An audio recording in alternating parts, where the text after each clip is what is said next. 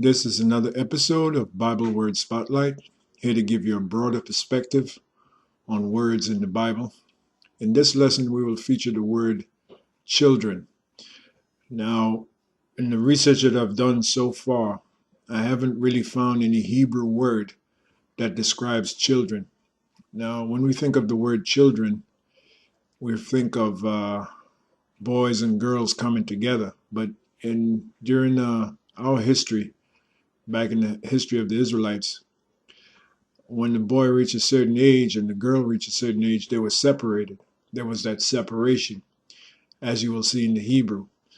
And so far, I have not found really one Hebrew word to describe boys and girls together.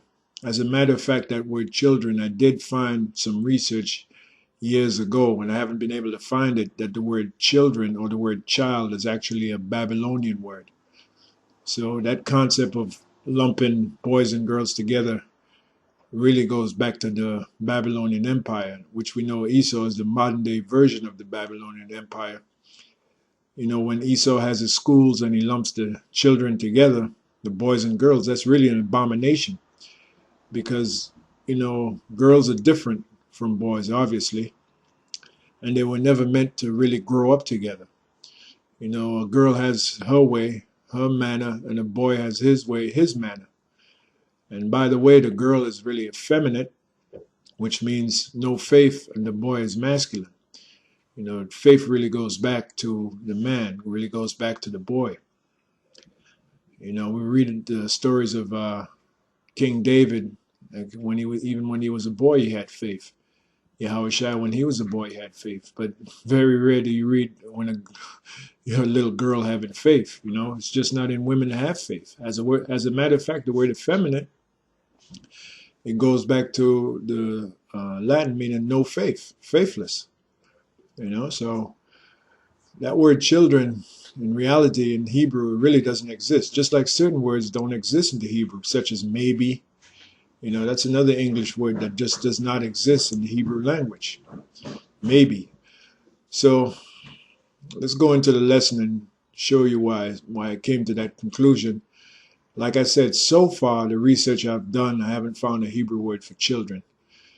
What I did find is when you see the term children of Israel in the scriptures, as what I did was I typed the word, this is from the Blue Letter Bible, I typed the phrase children of Israel, which actually doesn't exist, as you will see. You know, all these scriptures are children of Israel.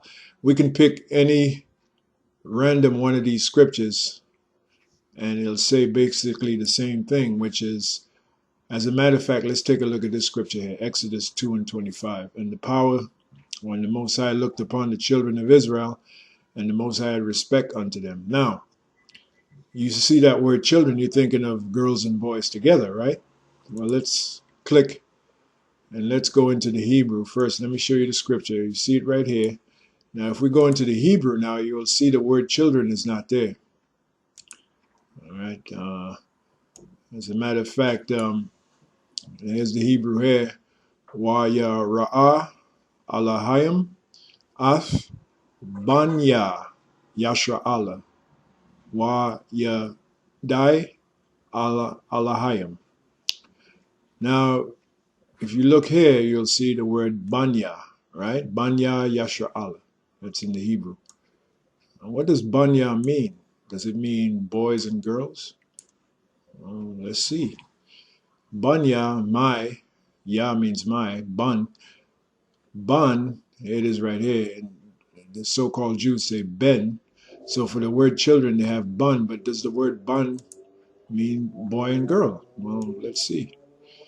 All right, the Hebrew word ban, and then you see son. They have grandson, child, member of the group. By the way, that word child shouldn't even be there. Child is a Babylonian word. This actually goes back to the word Yule, which is also a Babylonian word. And you heard the term Yule log?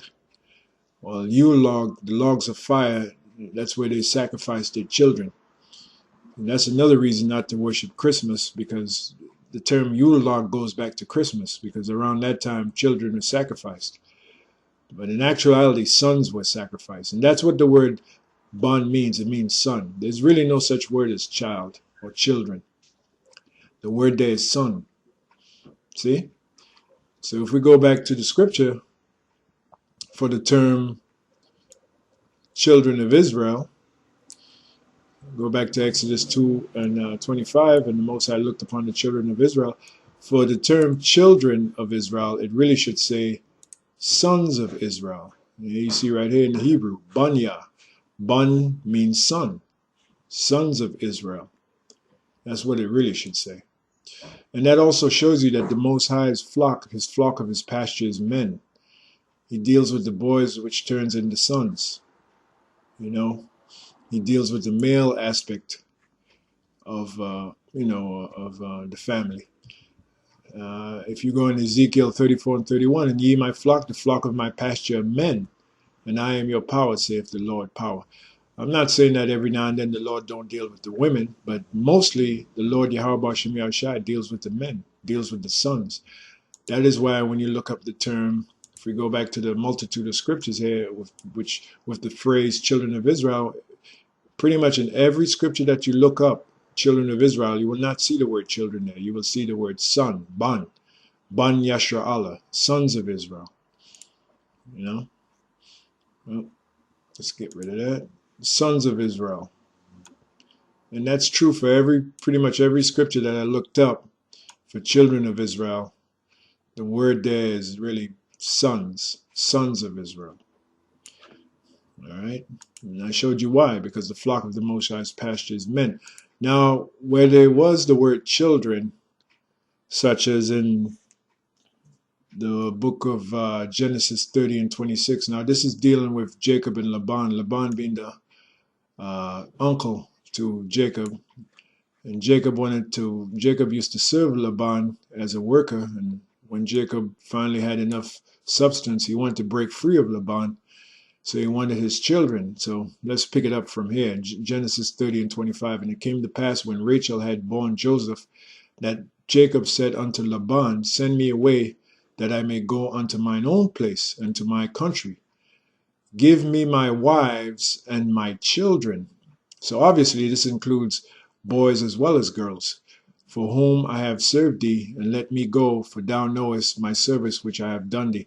The proof on that includes girls, because Jacob had a daughter named Dinah. All right, so Dinah was included among those children. So let's see the Hebrew word there now for children. Is it going to say ban? Well, let's see.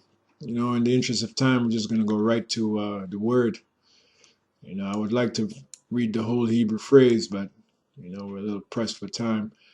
So here's the word children. Now, instead of seeing the word ban, which you saw in the last example, you see the word yalad. Yalad. That is ya-la-da. When you put it together, yalad. As a matter of fact, that's where the word lad comes from. The little lad that is here. And usually it means boy. See, so collectively, the word for children, sometimes it's ban, which is sons, and sometimes it's yalad, which again, the word lad comes from yalad. And lad usually means boy, but lad could mean girl as well. It just means a young offspring or a young seed. Like I said, pretty much you will not find the word children there in the Hebrew. Here's the word yalad. Now, in the case of the distinction between boy and girl, if we go in the book of Joel, the 3rd chapter, the 3rd verse, and they have cast lots for my people, and have given a boy for an harlot, and sold a girl for wine. Now, collectively, boy and girl is supposed to mean children, right? But let's see if there's a distinction. All right, let's see what is there for the Hebrew for boy. Here it is. Have given a boy. You see the word yalad. Again, like I said, the word lad comes from yalad. And lad usually means boy. Now for girl, it says yalada. Yalada. See?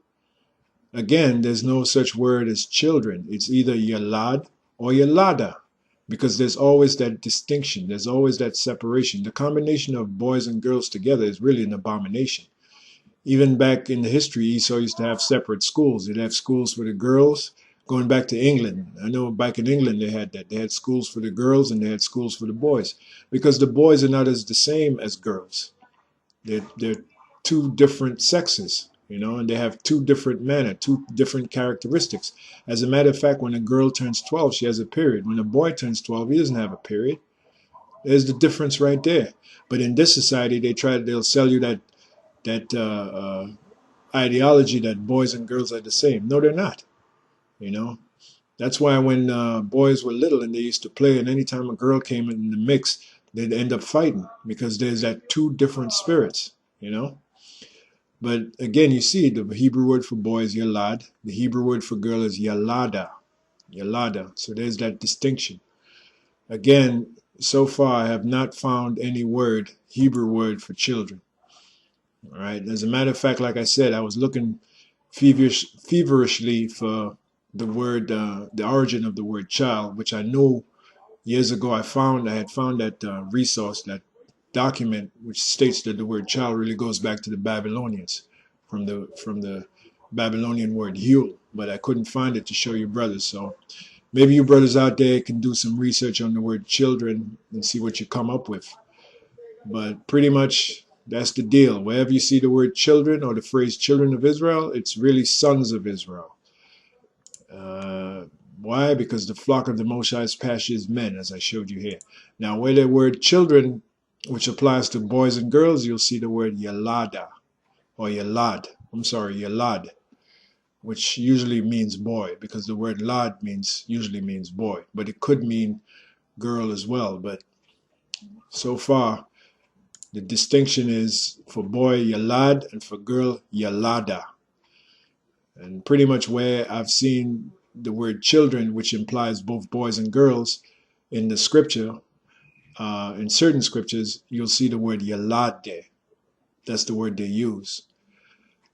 So that's pretty much it. A little short lesson dealing with the word children, which in actuality does not exist in the Hebrew language. This is Bible Word Spotlight. Till the next lesson, here to give you a broader perspective on words in the Bible. Shalom.